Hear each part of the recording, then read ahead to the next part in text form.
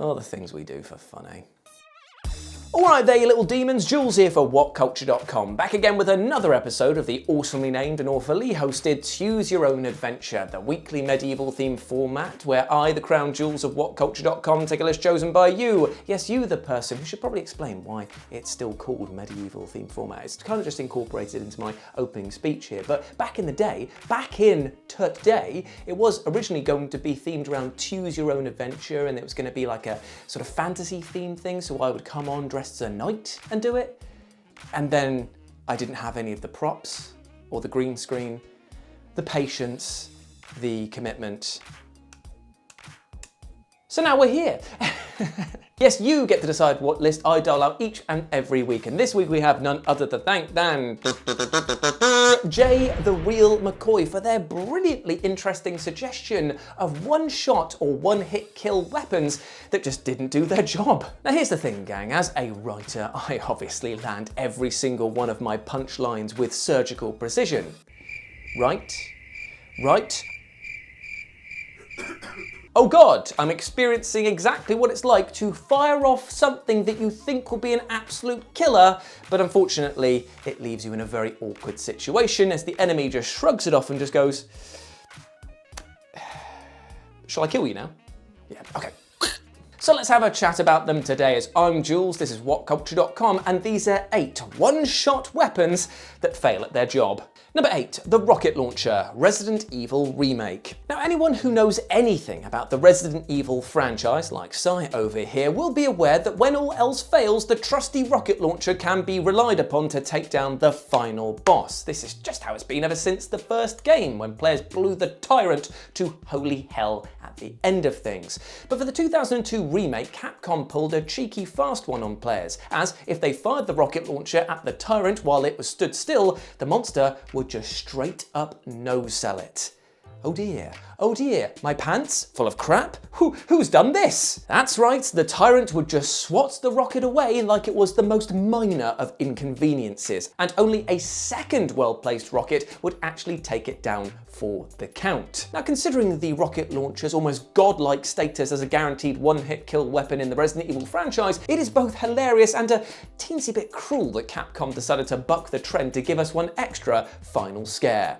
Luckily for me though, I know that I was always going to see things through to the end because I had Big Pidge on my side. Big Pidge, what's up, mate? You want to shoot the second rocket launcher at him? Oh, don't point that at me, mate. Come on, mate. You've only just got your license back. Number 7, the Impact Hammer, Unreal Tournament. Now in theory, Unreal Tournament's Impact Hammer is damn lethal. The default weapon that you'll likely only fall back to if all others just run out of ammo, the Impact Hammer is basically a portable piston which, when charged, will automatically turn an opponent into chunks of salsa upon making physical contact. But despite it being a seemingly useful one-shot kill weapon, actually killing somebody with it is actually much easier said than done. I mean, firstly, you need to charge the thing for a few seconds, leaving you open to ranged attacks, and secondly, getting close enough to explode an enemy with it requires at least as much luck as it does actual skill. It's just kind of like, I'll get you. I will get you, friend. This is the charging effect, just to give it a bit more gravitas. You just wait, mate, and you're gonna look really silly. Oh, please don't shoot me. Oh, come on. I'm nearly done.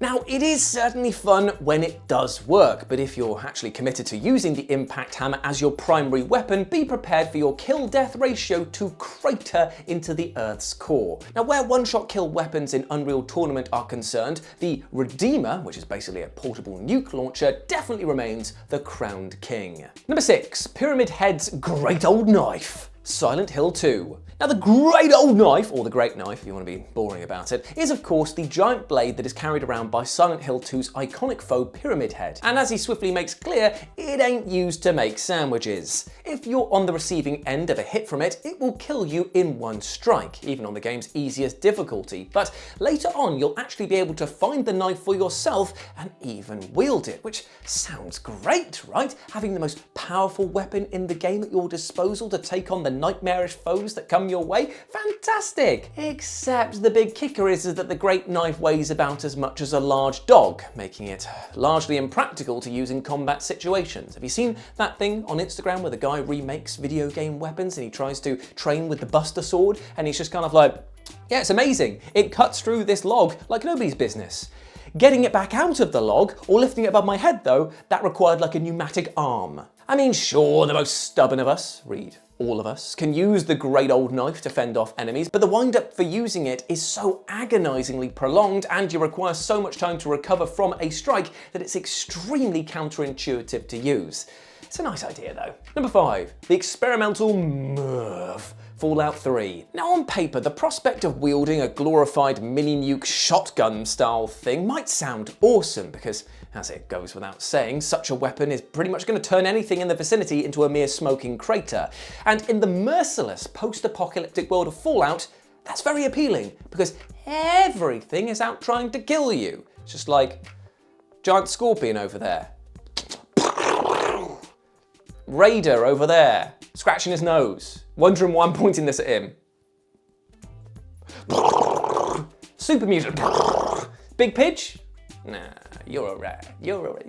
What's up? But of course, physics being what they are, it does mean that sometimes this insta-death radius that you've created will include you as well, as anyone who's fired Fallout 3's experimental MIRV has surely learned the hard way. Because the 8 mini-nukes fired by the MIRV all have their own individual physics patterns, it's extremely easy for one of them to get deflected and end up exploding at your feet, instantly reducing you to a charred husk. Now, correctly aiming the MIRV free of obstructions and high enough from the ground is much tougher than you might think, and so basically it's a dice roll as to whether or not you end up hoisted by your own hilariously gratuitous petard. Now, given how comically over the top the MIRV's damage output is, which is far in excess of anything that you'll likely need in any combat scenario, it is very appealing to use. But the moment that you click that button, you might as well just be praying that you've also quick saved a few seconds before, because you're likely dead too.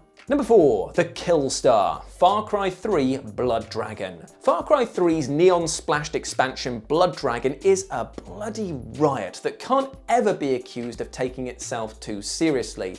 And one of the most memorably kick-ass weapons in this expansion is the Killstar, an immensely powerful laser weapon which can kill almost any enemy in the game near instantly, while also having incredible range and accuracy to boot. But of course, there's a drawback to a weapon that is just this awesome, a very personal price to pay even, because instead of requiring conventional ammunition, the Killstar is powered by you, or more accurately, it gains power by draining your health as you use it. Now, in fairness, the health drain isn't that bad, and you should have oodles of health by the point where you get your hands on it, but even so, if you're not paying attention in the heat of battle, well, you might come unstuck, because the Killstar will tear you to pieces. And while it does feel great to use on enemies, there is always that bit of like, oh, I'm having to remove myself from the situation, keep an eye on that health bar. You're like, huh?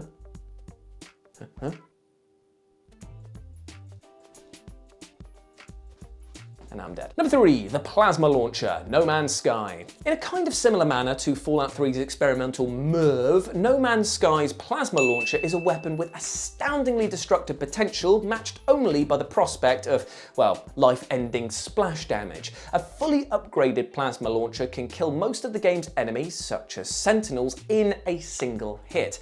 But there is one major drawback, and that is the ammo's tendency to bounce all over the place. If you fail to make a direct hit on the enemy, the plasma shell has a tendency to bounce off any surface that it impacts with, and it quite possibly will end up right back in your face before it explodes and kills you instantly. It is terrifying to see that happen. You're just like, oh man, I have got you dead to rights. Flump, and it just goes, ooh, boop, and you're like, oh, that's the consequences to my actions, oh, bloody hell. In fact, this pissed off so many players that the modding community even created a revised plasma launcher with its bounce characteristics removed, ensuring that you no longer needed to be mindful of your own safety while letting loose. But for those of us who didn't mod the game, well, this was as dangerous to your enemy as it was to yourself, and likely just more trouble than it's ever going to be worth. Number 2, the Blunderbuss, Red Dead Redemption Undead Nightmare. Now, on one hand, the blunderbuss in Red Dead Redemption's Undead Nightmare expansion boasts a mighty kick, capable of exploding a zombie into a bloody mist if you fire on it at close range. But being the undeniably dusty, rusty relic that it is, it's also horribly unsuited for sustained self-defense due to its atrocious range, single shot capacity, and agonizingly slow load time, ensuring that it's incredibly easy to get overwhelmed by the undead horde if you use it. Like, for that one guy, for that front zombie who's leading the pack and he's like, oh, I'll tell you what, I'm gonna go down in zombie history as the guy who took down John Marston. Why is he aiming a giant funnel at me? Where's the rest of me gone? Oh, bloody hell. It's bad for him. But for all of his mates standing next to him, he's just like, whoa, well, Tony's gone the way of the dodo, hasn't he? But now you've got 15 seconds to reload. Gonna munch your brains. So yeah, it's a fun weapon to use once. Just don't expect to use it again before you die. Or just get really good at quick swapping the weapon and then forgetting about it. So yeah, great. And number 1, the Tau Cannon, Half-Life. And finally we have Half-Life's beloved Tau Cannon, and in complete fairness to Valve, they did warn players of its volatile nature way ahead of time. Moments before you pick up the weapon for yourself, you can hear a scientist warn a soldier about its unpredictable nature, imploring him never to overcharge it as it explosively discharges, killing both of them. The Tau Cannon's secondary mode lets players fire an extremely powerful charged beam which will swiftly kill most enemies in the game. Hell, it's even capable of taking down a helicopter in just one hit. However, players should heed the late scientist's caution, because if you continue to charge the cannon for around 10 seconds, it will explode in your hands, dealing 50 damage and, depending on your circumstances, possibly, quite possibly, killing you instantly. And it's easy to get carried away with the charging because it's just badass and sounds really cool at the same time. And it's also the sheer excitement of knowing the damage that it's about to deal. But, like I said, instant death if they use it more than 10 seconds. I mean, it's worth doing once. It's definitely worth doing once.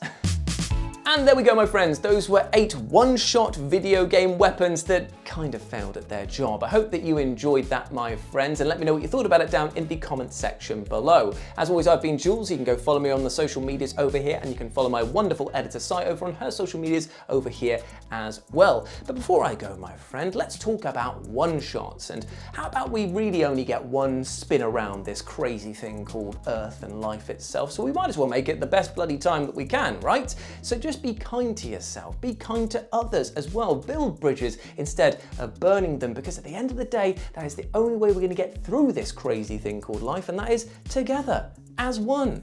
So just remember, you're a big ledge, and tell your neighbour that too. As always, I've been Jules, you have been awesome, never forget that. I'll speak to you soon. Bye.